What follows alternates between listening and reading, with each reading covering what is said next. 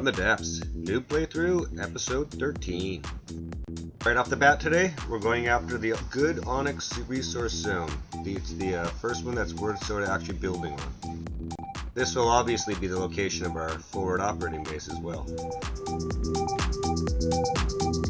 If I remember correctly, this zone was mainly producing metal and oil, of course of which metal is the one we really want.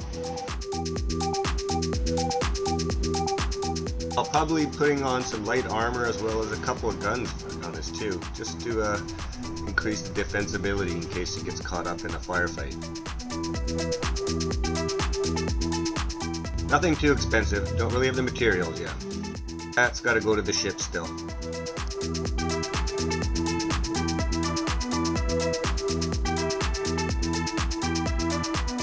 Yeah, I'm going to be looking into, I think it's called depth penetrating fuses. Not the inertial fuses, but I could be wrong what they're called, but the depth penetrating is the effect anyway. I can see the inertial fuse really coming into its own when you're fighting against shields. Well, for us against Onyx, it's penetration rather than deflection, I think, which is our problem.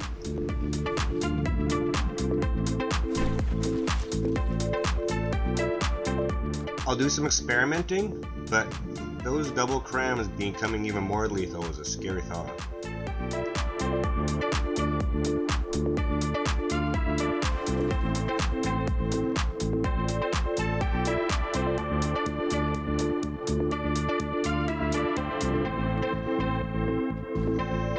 Okay, I gotta love the way the guys are sailing here. They're all sailing in a circle in the same general direction.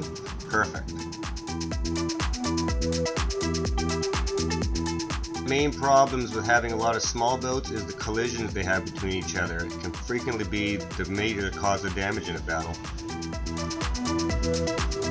So when they're all moving like they're choreographed, it makes me very happy.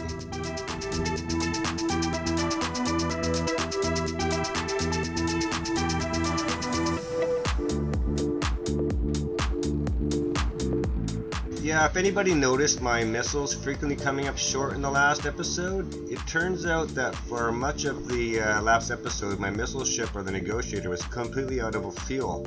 So basically was stuck in the battlefield where it started. It took me a lot longer to notice than it should, I'll admit it.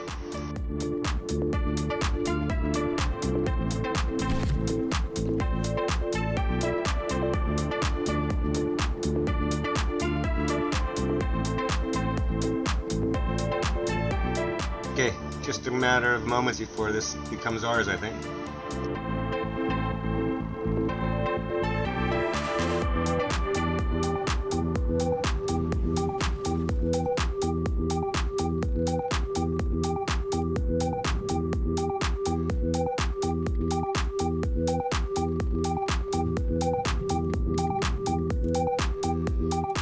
Damage free too, I think.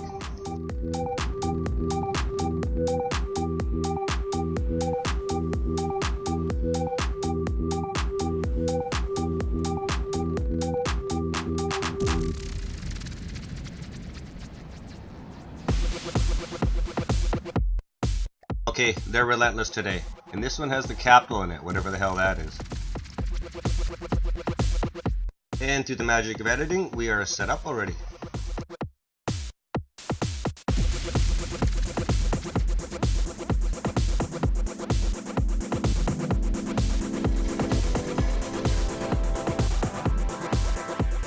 Yeah, so at this point, I didn't know what to expect out of the capital, other than it's big.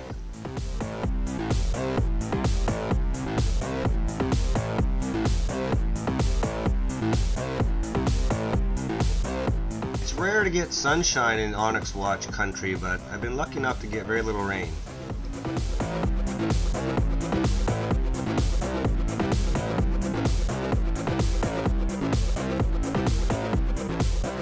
Okay, here we go. Let's see what we got.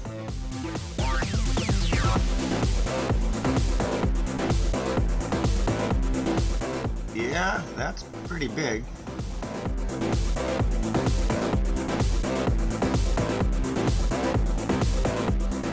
but it's not firing yet.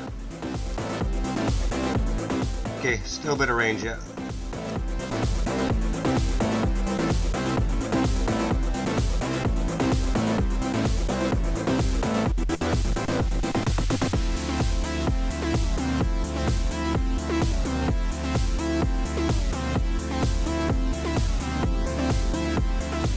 Comes with missiles, so it means we're within 2,000 M anyway.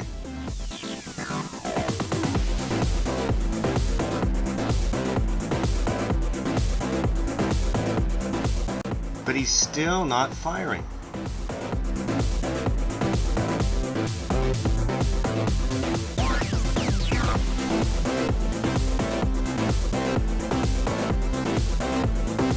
So either the ship is supposed to be a dud, which doesn't sound right, or there's a glitch, but something's not normal feeling here.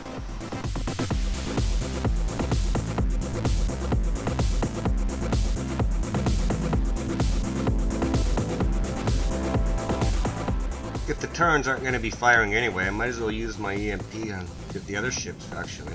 It's just a waste of time. That said, you can tell I'm a little worried that the bastard might turn on any second. So as long as he's got good guns on him, I really should be trying to punish him.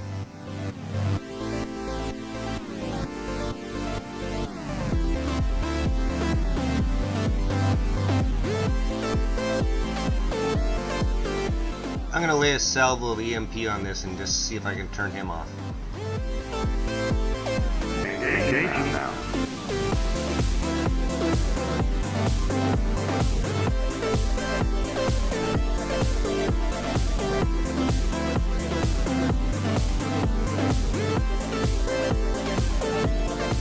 Okay, here we go.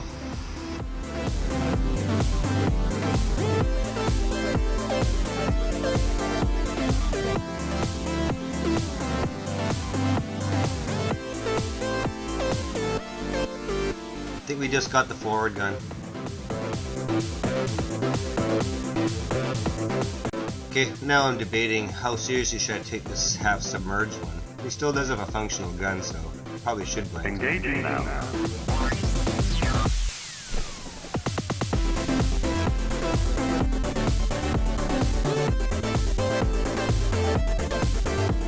This is turning out to the big battle that never was kind of thing.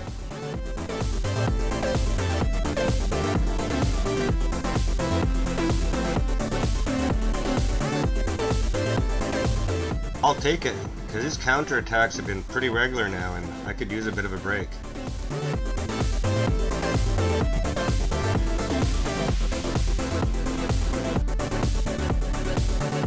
Feels like for every square we get, he attacks us or counterattacks us at least twice. There's a chance I crank that up a little bit too. I better check. Engaging now.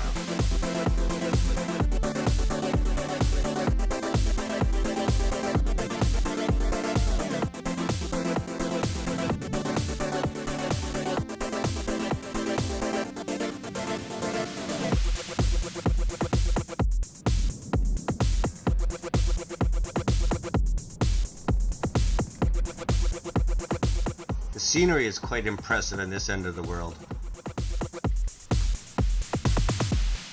I wonder how practical a radar tower at the top of that island would be. It would be a fairly cheap experiment.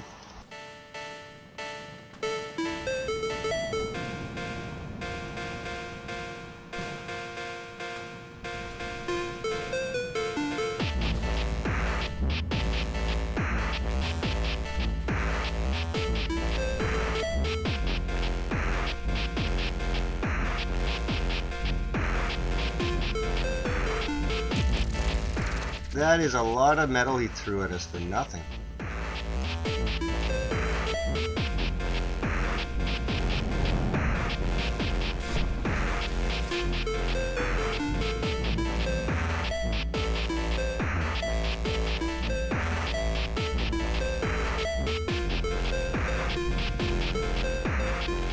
No wonder I didn't see it in the designer. It's not maybe a kind of a real ship or something. Maybe it's like the Twilight Zone and it only exists in my game, or in my brain even. I might be logging in too many hours in this game now. But I gotta say, the Onyx watch has been both harder and easier than I thought.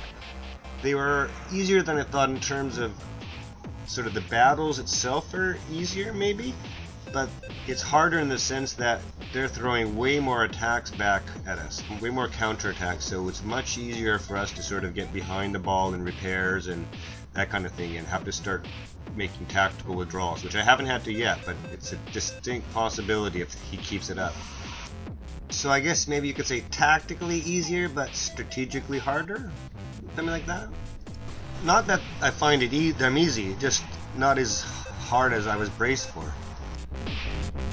But again, having the metal thug going in right from the start made a huge difference. The visuals in the game here, to me, look a little anime-esque. I mean that in a good way.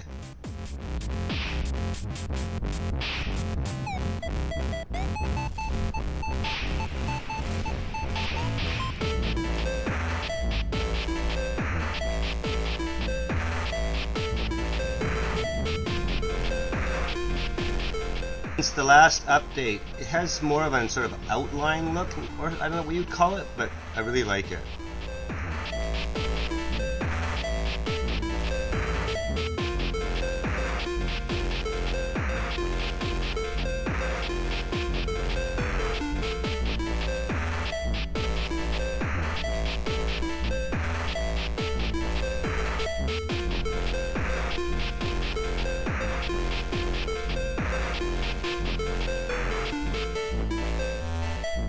I still have no idea what he was thinking with this ship.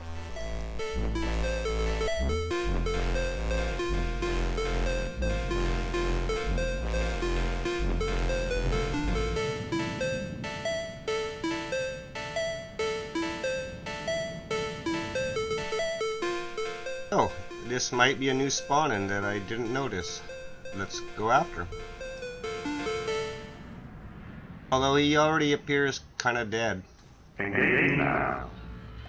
Oh yeah. He's already dying.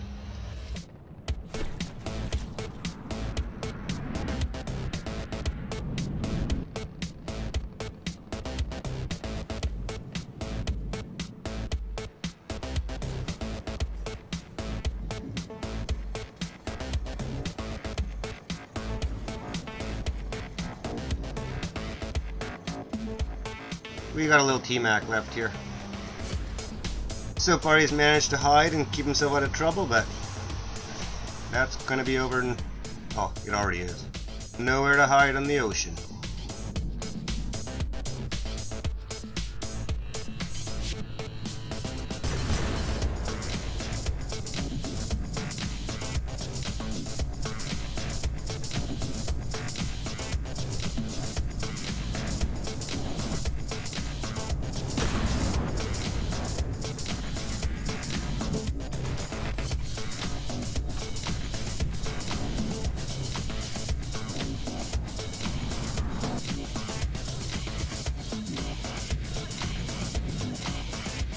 I keep reminding myself, telling myself to check inside as one of these T-Macs and see what they look like in there.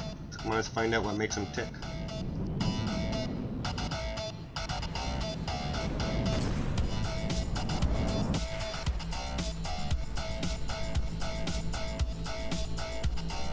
I actually feel sorry for him a little bit. A little bit. It's not our fault he can't get his shit together.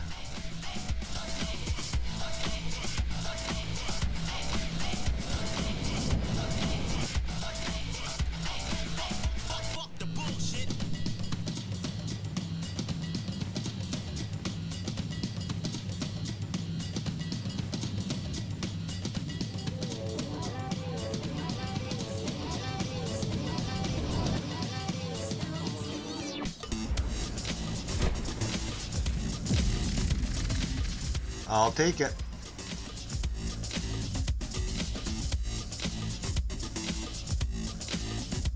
Okay, final fun bonus battle of the day. We set 4 of our little torpedo boats on a Warden. See what happens.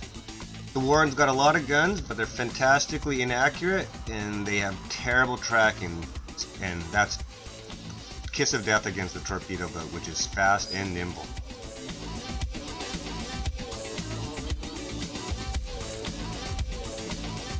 The guns are big enough though, one lucky shot, it'll stop us.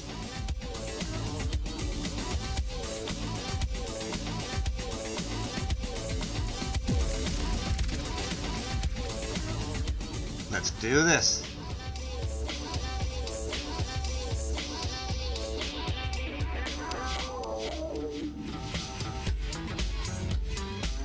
These things remind me of a room full of 12-year-olds ripped on sugar.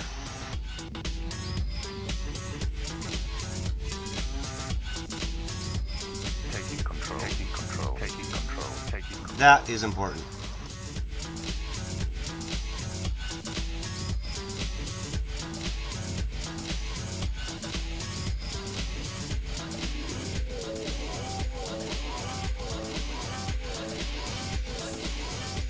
This boat or ship couldn't be more opposite to what we're putting against it.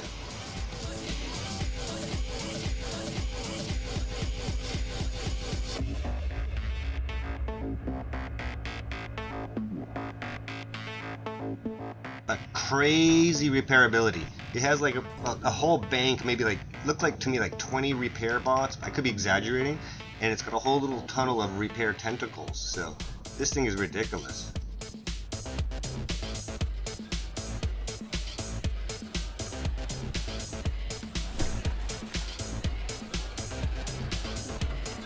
Here they come. Yeah, so no EMP in these torpedoes, just 3 units of explosive.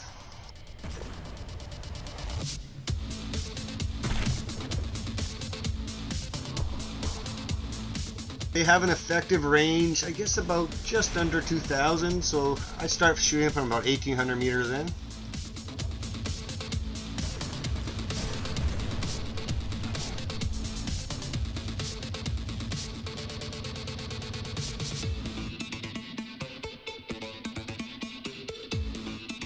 Everybody at 100%. Any damage they actually do incur, there's a good chance it's from a collision between each other. I think I did the math, again I could be wrong, but at a combined impact of 80 meters per second between the two of them, because they're both going about 40, I believe that was something like 200 miles per hour impact, which would just turn each other to dust if it was real life. Well, maybe not dust, but there'd be very few pieces left bigger than your hand, I think.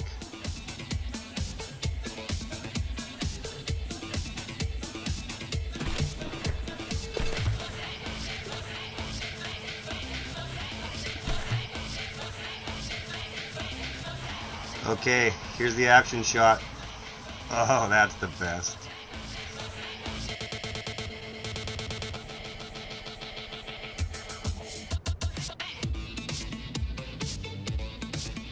Couldn't have a human crew on here even if you wanted to. They would get way too seasick.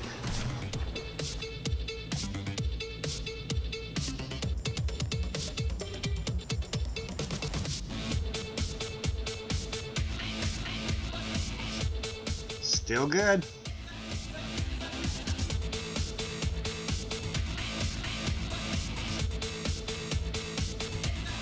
Can't say the same for him.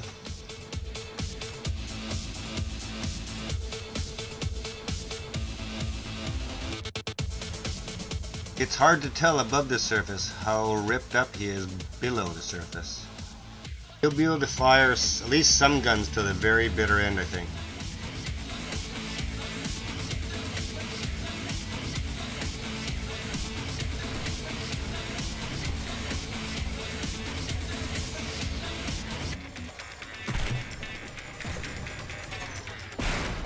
For some reason at night it doesn't get as dark underwater.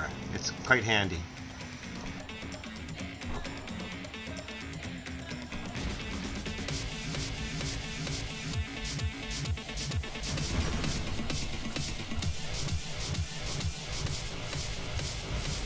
Torpedoes are just relentless now. It's grinding him.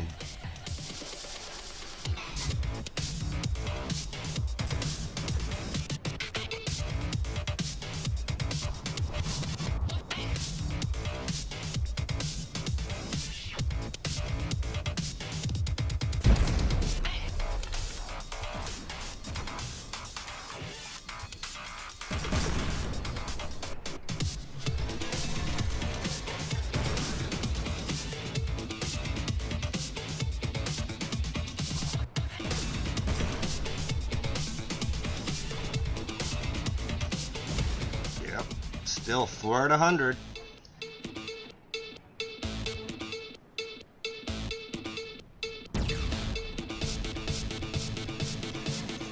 Yeah, I'll admit it. I love torpedoes now.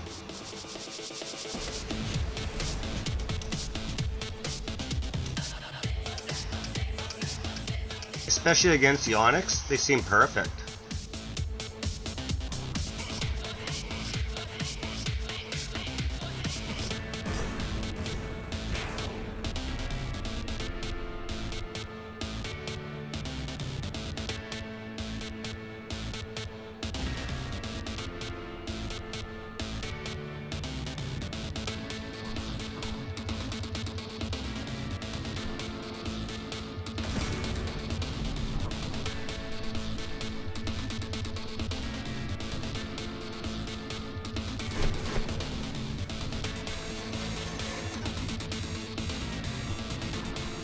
I don't know what's keeping from sinking at this point.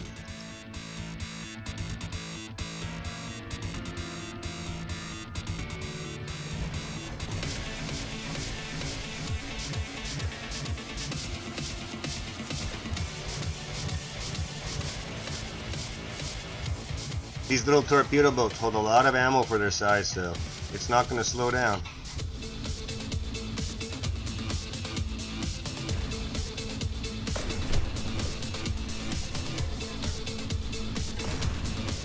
He's still firing at least a gun.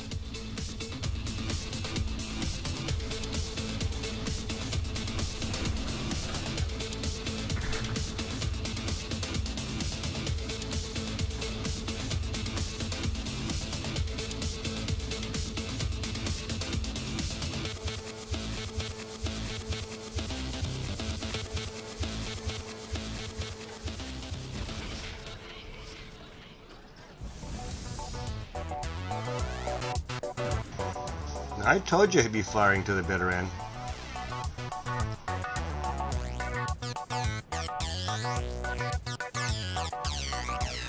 Wardens just don't know when to throw in the towel. They're way too tough for their own good.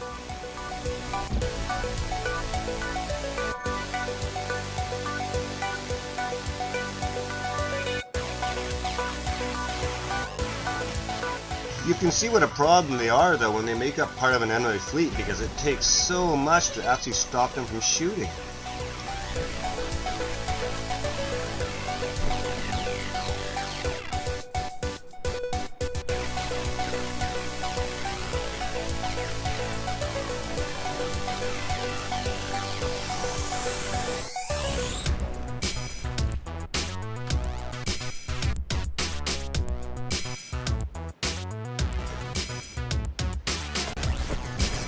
Look at him, shooting even as he gets exploded.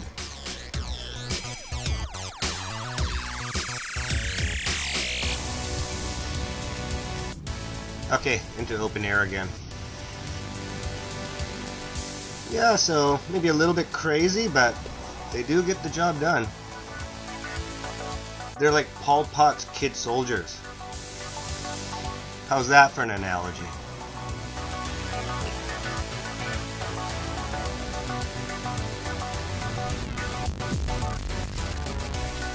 Okay, we're good. Thank you for watching. Feel free to comment, like, and subscribe. We'll be coming out with a new one very soon. Imagine within another 3 days again.